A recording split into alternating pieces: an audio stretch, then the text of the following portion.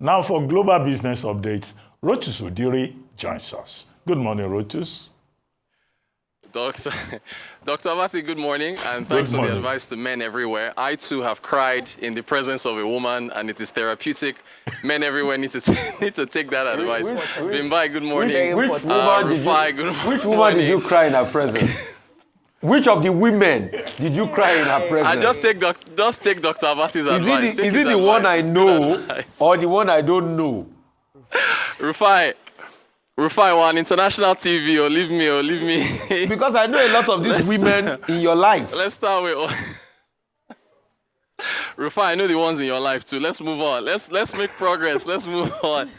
Oil prices still range bound in the $70 region. Despite what we're seeing with Lebanon being absolutely, the lives lost, Israel's attack there, $74 range, same story. Asian stocks, we decided to focus more on China today because that's where we saw Chinese stocks rallying at a level not seen in 2 months on the policy measures that were mentioned this morning. We previewed that yesterday. So if you look at your Asia stocks, it's mostly focused on China. We threw in Hong Kong because of the proximity, but your Shanghai Composite Index, the Chinese index, look at that, 3.75% gain. The Shenzhen, also another Chinese index, 3.54. The CSI 300, 3.88. And then Hong Kong, because of the proximity, the Hang Seng up by 3.76. Let's get to those stimulus measures that were mentioned this morning by Pang Gongsheng, the governor of the People's Bank of China. So they've cut to the reverse repo, and the RRR is the reserve requirement ratio for banks. So by making cuts to what you should hold, that is supposed to free up some capital to go into the economy. Also, mortgage rate cuts for existing loans. If you remember, Kamala Harris mentioned this in her policies for new homeowners. This is for existing loans. So China doing what it can to give some breathing space to people who are holding mortgages, businesses and individuals. Also boosting lending to consumers and corporates. And then funding for brokers to buy stocks. We understand this is to the tune of about 800 billion yuan. That's about $114 billion. So that's direct stimulus going into the equities market. And then bank loans to support buybacks. So, we'll see how this works. I mean, it's going to take some time for this to filter through into the market, but Chinese stocks reacting very positively. We go to Rachel Reeves. The Labour conference is still ongoing. You heard Adefemi Akinsanya with you all three earlier talking about what's been going on in the Middle East. So her speech was actually interrupted by a protester. It actually went viral. Take a listen.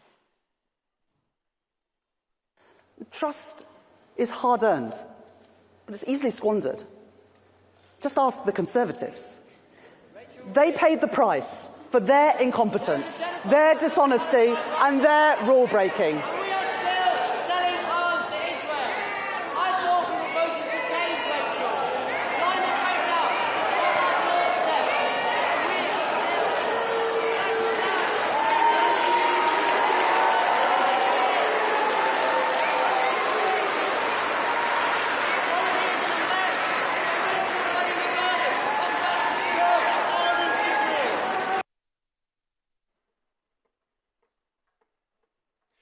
All right, then she was able to get into the groove of things. She said a lot, so can't really play everything here. But here she is on the spending priorities with respect to what they're going to be looking at as far as what the Tories plan to spend on and what they'll be chopping and changing. Here's what she said. It was made clear to me that failure to act swiftly could undermine the UK's fiscal position, with implications for public debt, mortgages, and prices. And so I took action to make the in-year savings necessary. We are reviewing plans for new hospitals promised by the Conservatives but which they did not budget for. We cancelled road and rail projects promised by the Conservatives but which they did not budget for. And I made the choice to means test the winter fuel payment so that it is only targeted at those most in need. I know that not everyone in this hall or in the country will agree with every decision that I make. But I will not duck those decisions. Not for political expediency, not for personal advantage. Faced with that £22 billion black hole that the Conservatives left this year, and with a triple lock ensuring that the state pension will rise by an estimated £1,700 over the course of this Parliament, I judged it the right decision in the circumstances that we inherited.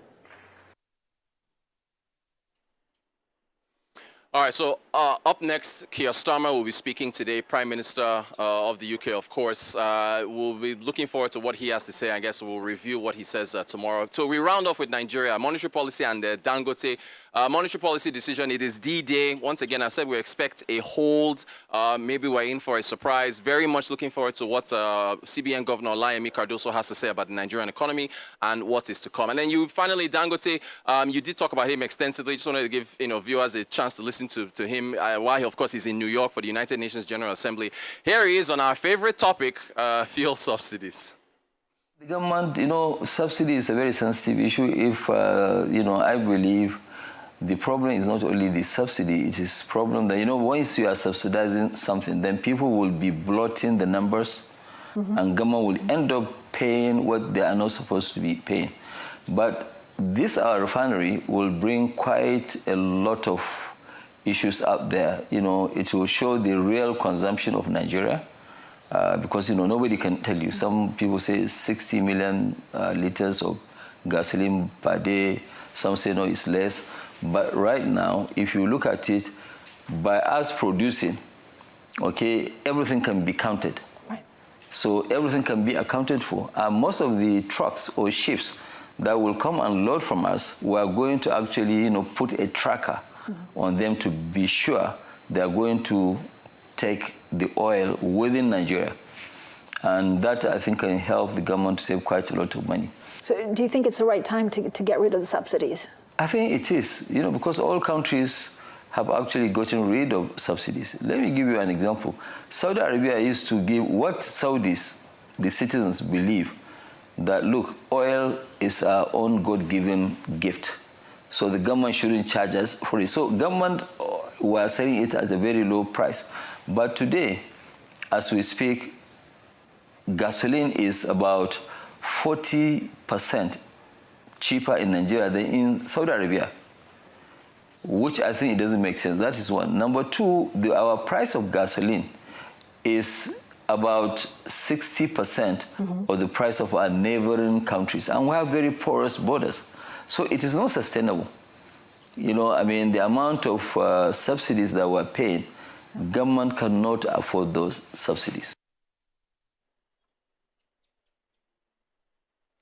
Now, on a lighter note, as we all know Dangote is a lifelong fan of Arsenal. He was asked whether he regrets not buying Arsenal for $2 billion back when they were valued at that. He said, yeah, he regrets it, but look, this is about opportunity cost, which we talk about in economics. That money had to go to the refinery. Here's what he said about Arsenal. What I will do, I will continue to be biggest fan of Arsenal. I watch their, games every day. Anytime that they are playing, I will watch. So I will remain a major supporter of Arsenal, but I don't think if it makes sense today to buy Arsenal. Do you regret not buying it before? Last time we spoke? Actually, I regret not buying it before, but my money was more needed in completing my project than buying Arsenal. So you would have bought it, for $2 billion? I would have bought it for $2 billion, yeah, but I wouldn't have been able to finish my project. So it's either finish your project or go and buy Arsenal. And I think the best decision was for us to now go and complete our refinery. And that is our updates for today. But which was good thinking anyway, because you see, the impact of the Dangote Refinery of Nigeria definitely will have been way larger than the impact of expending that $2 billion on buying Arsenal, which, it's a ding-dong affair. Yes, maybe after a couple of years, the value will have increased by about $1 billion or thereabout. And he was also talking about something really very apt, where he was talking about the fact that if he had even invested that $20 billion in a couple of blue chip companies, it would have been worth about $100 billion today. And that's why we keep saying the government should support this man because of the level of dedication. But as regards to subsidies, my argument has always been every nation must do some level of energy subsidies. So in most of the iterations of probable ways to be able to cut all of this bloated subsidy account, because we all know it's the corruption and something that hurts all of the system and all of that. A story has been floating around about Libya selling for 52 naira per litre. And I had to go through studying about what Libya is doing. Yes, the subsidy bill is killing Libya. It's increased from about 7 to 12 billion. They also have the problem of arbitrage. Most of their fuel is sold in Tunisia and all of that. So they brought in a smart card system where government caps the liter it will be able to subsidize for people in a month.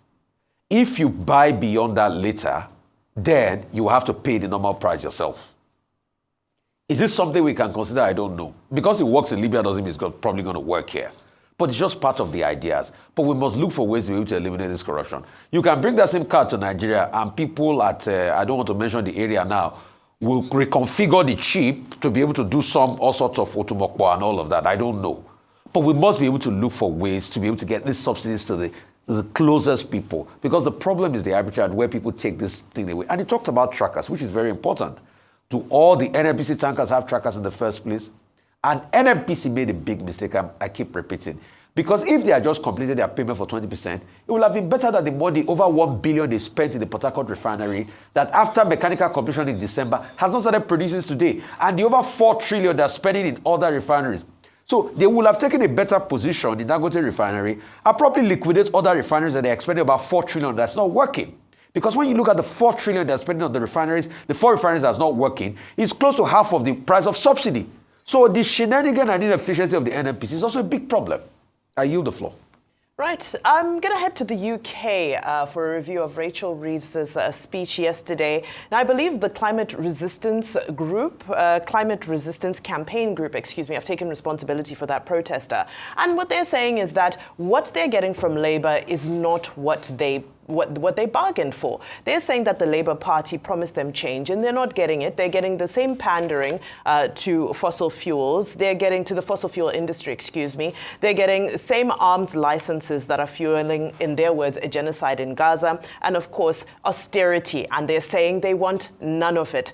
So they've claimed responsibility for that protest. Of course, in response, Rachel Reeves has said that the Labour Party has changed. Her comment precisely, I believe, to quote her directly, she said that the Labour Party that is a change party. It represents working people and it's not a party of protest. And I wonder how that is going to land with people, because that's not the kind of rhetoric you'd expect, especially from a Labour Party. Now, yes, as much as you are representing working people, we know that protest is the right of the people. And in this instance, it's not the first time we've seen climate change activists get up when there are these massive speeches being given. And usually they throw paint. Usually they're more dramatic. So this gentleman was actually, he was actually harnessed. He was restrained.